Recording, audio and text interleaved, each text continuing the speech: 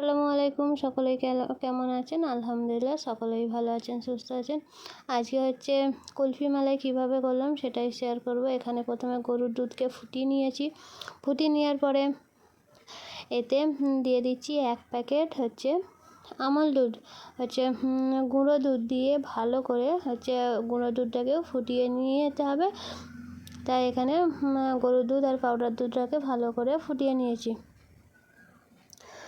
কিছুক্ষণ হচ্ছে 5 থেকে 10 মিনিট ফোটানোর পর এতে দিয়ে দিচ্ছি 1 চামচ হচ্ছে 1 চামচ চিনি আর হচ্ছে ছোটো চামচের 1 চামচ নুন দিয়ে এটাকে ভালো করে হচ্ছে নেড়ে চেড়ে ফুটিয়ে নিতে হবে। তার আগে দিয়ে দিতে হবে এলাচ গুঁড়ো। এখানে আমি গোটা এলাচি ভেজে গুঁড়ো করে নিয়েছিলাম। এতে দিয়ে দিচ্ছি এলাচ গুঁড়ো দিয়ে ভালো করে ফুটিয়ে নিচ্ছি। নেড়ে চেড়ে কিছুক্ষণ ফোটানোর পরে এতে দিয়ে দেবো বাদাম। আমি কাজু বাদামটা পিস ছোটো কুচি করে কেটে রেখেছি।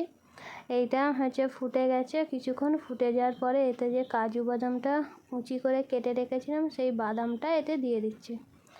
বাদাম দিয়েও কিছুক্ষণ ফুটিয়ে নেব যাতে দুধটা পুরো ঘন গাঢ় হয়ে আসে। দেখুন দুধটা ফুটে কমে গেছে। এতে এবার ঠান্ডা করতে দেবো। একটা পাত্রে ঠান্ডা করতে দিয়েছি। ঠান্ডা হয়ে যাওয়ার পর এখানে চায়ের ছোট কাপ আছে, তার মধ্যে ঢেলে দিচ্ছি। এখানে 4টে কাপের মধ্যে আমি সবটাতে পরিমাণ মতো ঢেলে দিয়েছি। আর ভিডিওটা যদি ভালো লেগে থাকে লাইক করবেন, কমেন্ট করবেন, শেয়ার করবেন আর চ্যানেলটাকে প্লিজ সাবস্ক্রাইব করে দিও।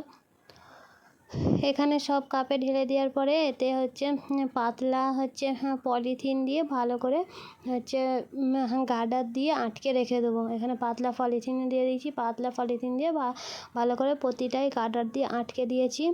এরপরে কাঁচির মুখটা লাইটার দিয়ে গরম করে সবগুলোর মুখটা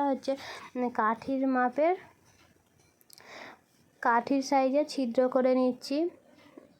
গরম করে ছিদ্র করাটাই ভালো, না হলে নষ্ট হয়ে যেতে পারে পলিথিনটা। তাই গরম করে প্রতিটাই আইসক্রিমে ছিদ্র করে নিয়েছি। এবার কাঠিগুলো আস্তে আস্তে দিয়ে দিচ্ছি। দিয়ে এটাকে ফ্রিজে করে রেখে দেবো। প্রায় 6 থেকে 7 ঘন্টা রাখার পরে এখানে আমাদের আইসক্রিম রেডি। দেখুন আইসক্রিমটা কত সুন্দর হয়েছে, খেতেও অসাধারণ।